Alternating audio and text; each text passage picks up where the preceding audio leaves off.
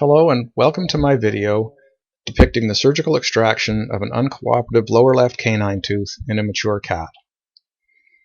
In this preoperative photograph we can see significant coronal damage to the lower left canine tooth, and in a cat such damage is almost certainly going to involve pulp exposure and therefore endodontic disease. The lower right canine also has some minor damage, but it was deemed to be irrelevant on clinical and radiographic examination. And here's a lateral view of that lower left canine tooth showing the coronal damage. In this preoperative radiograph, the canine on the left side of the screen is the lower right canine, and it appears radiographically normal.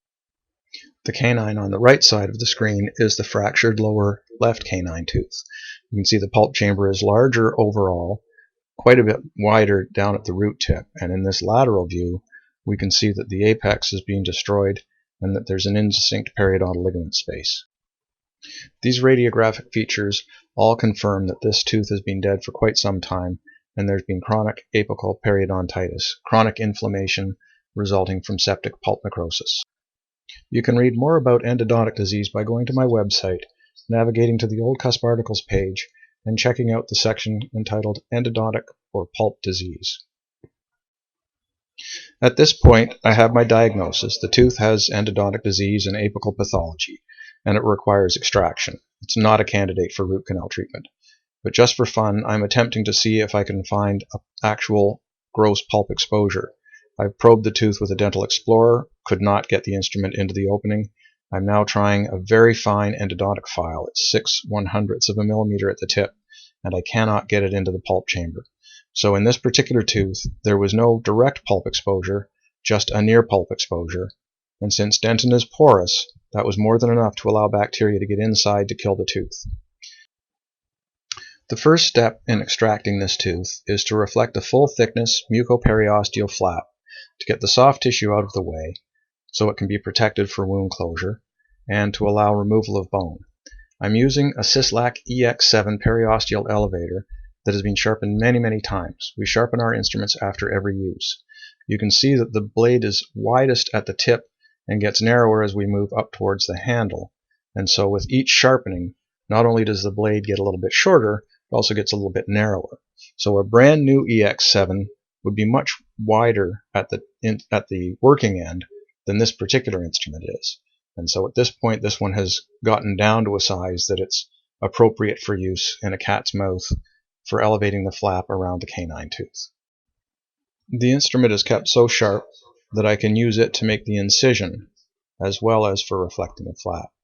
You can see I'm keeping my finger very close to the tip to maintain good control over where the instrument goes. I'm being very careful to elevate the soft tissue off the bone without lacerating or macerating that soft tissue, because as I mentioned, I'm going to need that tissue in order to close the wound at the end of the procedure.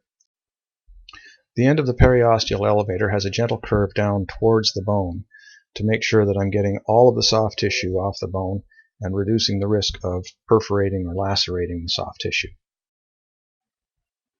I'll tell you now that it took me roughly 20 minutes to elevate the flap, remove the tooth, take my post-operative and intraoperative radiographs, and suture the wound closed. Now I want to get the gingiva away from the canine tooth. I want to try and preserve the gingiva around the third incisor because my hope is to leave that in place. Now I'm elevating the gingiva and the soft tissue away from the bone on the lingual aspect of the tooth in order to gain access to the bone there and be able to work around this tooth around its entire circumference.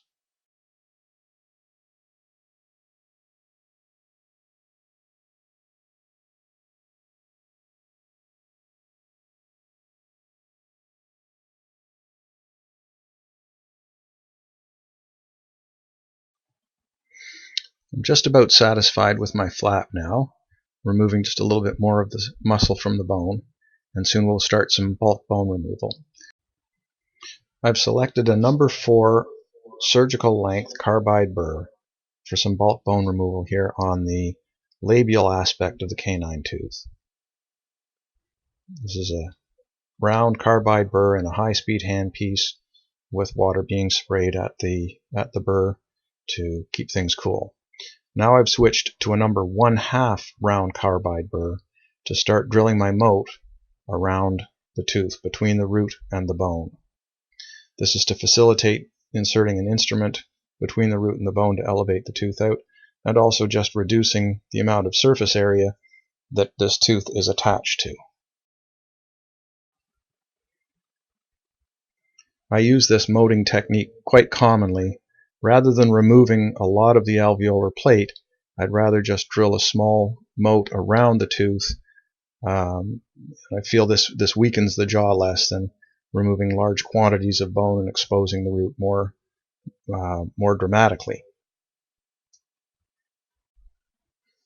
Moating is useful to start extractions of large teeth where the periodontal ligament space is very narrow and wouldn't allow the entrance of a dental elevator. It's also great for removing retained root remnants when teeth fracture during the procedure. Now I've selected an appropriately sized and shaped and very sharp dental elevator, and I'm going to start working on trying to elevate this tooth out. Despite the radiographic signs, I'm still somewhat hopeful that I might be able to get this tooth out intact in one piece. And so I'm working at elevating the tooth, working circumferentially around the tooth to try and start breaking down the periodontal ligament, loosening the root up. Given that this is a tooth with endodontic disease, it's got a contaminated root and septic inflammation around the root tip. This is a situation in which we can leave no remnant of the root behind. This tooth needs to be extracted completely. If it comes out in one piece, fantastic. If it breaks down, we have to go and get all of the remnants out.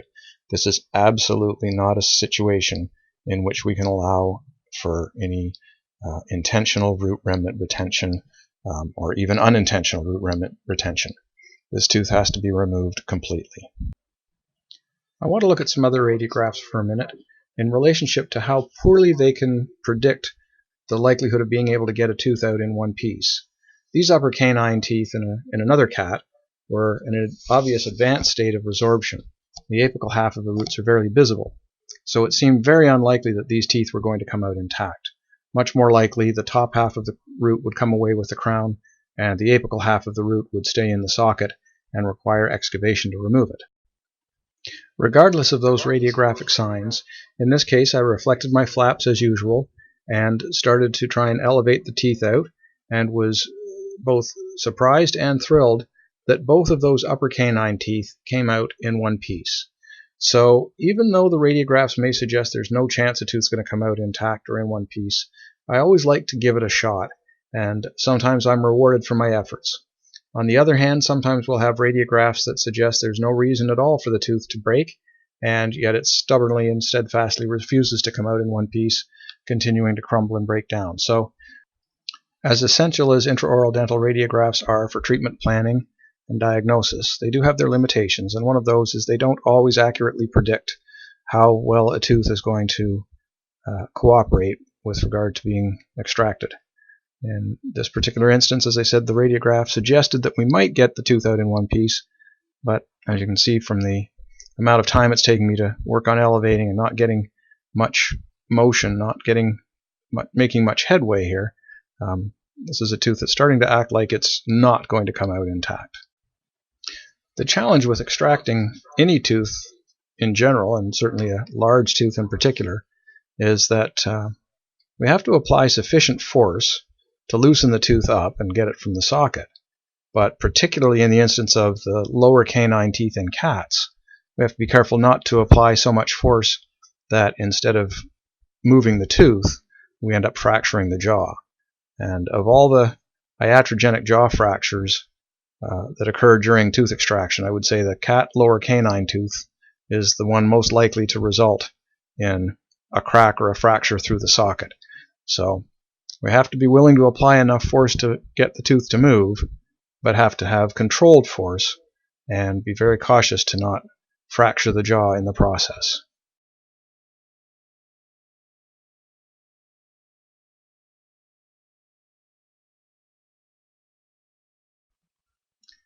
At this point I felt I was getting some movement from the tooth, and I felt that there was a possibility I could apply a little rotational force or a little torsion on the tooth and continue to loosen the periodontal ligament in that fashion and get the tooth out. So I was applying my forceps there, wasn't making any headway, wasn't getting any movement of the tooth. So here we go back to the number 1/2 round carbide burr, removing a little bit more bone, really not trying not to remove the labial plate, but creating a deeper moat around the tooth, again surgically removing or breaking down the attachment between the root and the bone, decreasing the amount of surface area that is holding that tooth in place. Then we'll go back and do a little bit more elevating, continuing to work away. Now, some people would say that I could have done this whole thing a lot faster if I just laid back a huge flap initially, removed all of the labial alveolar plate, and scooped the root out. I prefer to start conservatively, and frequently I'm rewarded in those efforts. I get the tooth out with very minimal flap and minimal bone removal, and it's a much quicker procedure if I do it that way, and then closure is quite rapid. If that conservative approach doesn't work, then I get a little more aggressive. So I've removed some more bone, I've moated some more, I've elevated some more, and now the forceps are back on the tooth, starting to get some movement. I'm thinking, okay, maybe we're going to get this tooth out now, but unfortunately all I got out was the crown and about the top half of the root, and much of the root has remained inside the socket. So now we're going to have to move over to surgical removal of these root remnants. The root separation was rather oblique. There's more of the lingual surface of the root still in the socket. There it is. I'm able to elevate out that chunk, and it just went flying off into the distance. Now we have the apical, probably the apical third of the root still in place.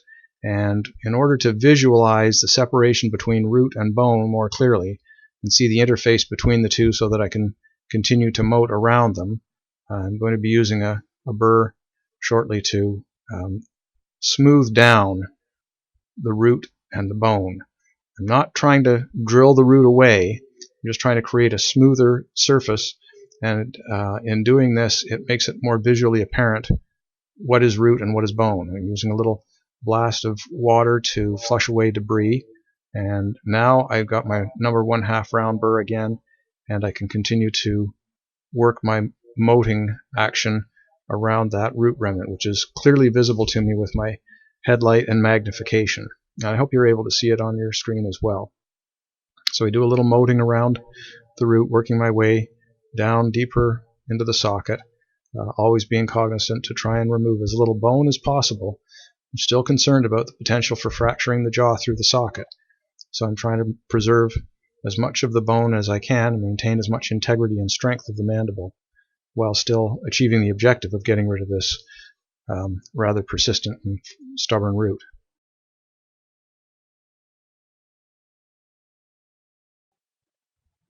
I've moated as far as I dare, so now it's back to the elevator to try and excavate out the remainder of this root tip. And at this point I'm pretty sure it's just going to keep crumbling and cracking, but sometimes the apex will just pop out. This one's not doing that. It's continuing to break down and crumble and come out in little bits and pieces. And I'm going to spare you some of this by editing out a minute or two of my excavation and elevation. And now I'm getting pretty close to the point where I can no longer see anything that looks like root. As I look down in the socket, it all just looks like bone to me. So we're going to take a radiograph and judge our progress, see how we're doing. The socket looks largely empty, but right along the ventral border near the apex, I'm still seeing something that looks like it is probably some root remnant lying against the alveolar wall, and that would be contaminated. I want to get that out. So back we go. Now that I know what it is I'm looking for and where it's located, I can target my excavation more accurately, and I think I'm seeing what it was that was showing up on the x-ray.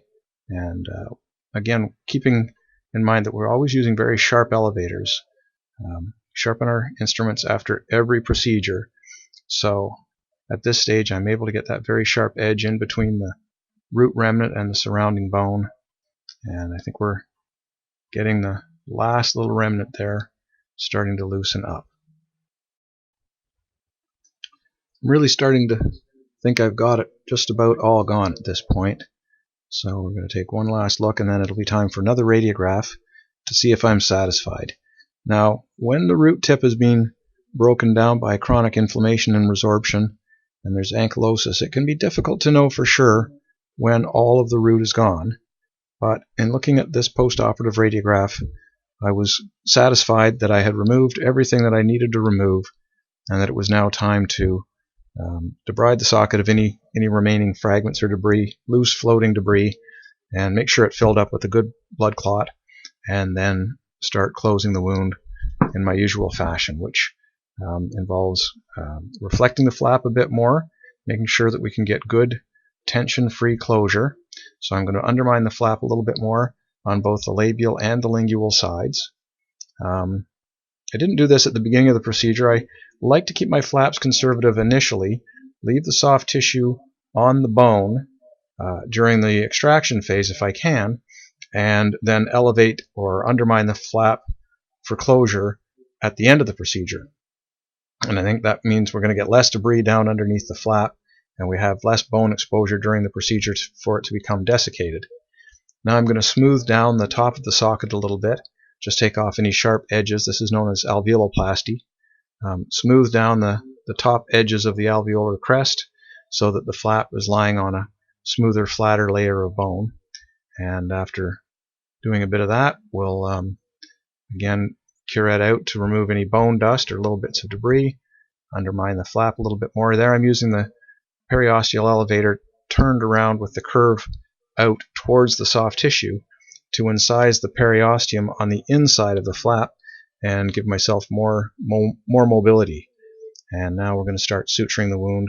I'm using 5/0 monocryl on a P3 needle, and I'll be using a Ford interlocking pattern, which is my go-to pattern for almost all of my surgical procedures. It's faster than simple interrupted, it leaves fewer knots in the mouth, and it works well for me. The main advantage to me is that it's considerably faster than doing simple interrupted. When closing a wound after an extraction, I usually like to put my first suture to make sure that I oppose the gingiva around a tooth that was adjacent to the extraction site. In this instance, the third incisor was very close to the canine tooth, and so it's the one that's had its gingival attachment disrupted more than any other. So my first suture is intended to bring the gingiva and wrap it nicely around that third incisor, reestablish a good intact gingival collar for that remaining tooth, for the tooth that was immediately adjacent to the extraction site. So I've got the first suture in and the knot tied off. Now we'll take another bite, labial and lingual, loop the suture through itself to create that first interlocked loop, and then in a case like this where we have a fairly short incision, there'll be a suture mesially, one in the middle, and then just one more bite probably at the distal aspect, and then we'll tie off and be done. So I'm placing now the third suture at the distal aspect, again getting labial and then lingual, and tightening things down, making sure that we've got even tension across all. It looks like we're going to put one more suture in at the very distal end, so it turns out in this instance we had 4 sutures.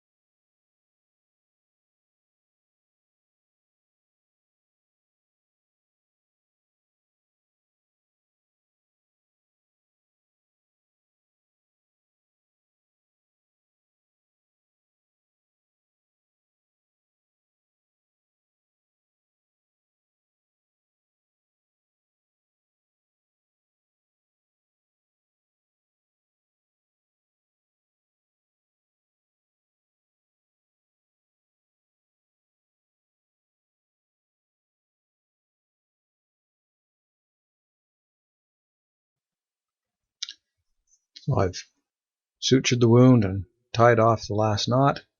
Now we'll just do a good visual inspection, make sure that the wound edges are close together and that there's no problems with the wound closure. And then here's a final post-operative photograph of that wound closure. So there was the extraction of partially resorbed and partially ankylosed left mandibular canine tooth in a cat, an extraction that caused some frustration and was a little bit challenging, but with persistence and appropriate technique we were able to get all of the tooth out without any undue trauma to the patient and with no serious complications. So I hope you found that of some value to you. Thank you very much for watching.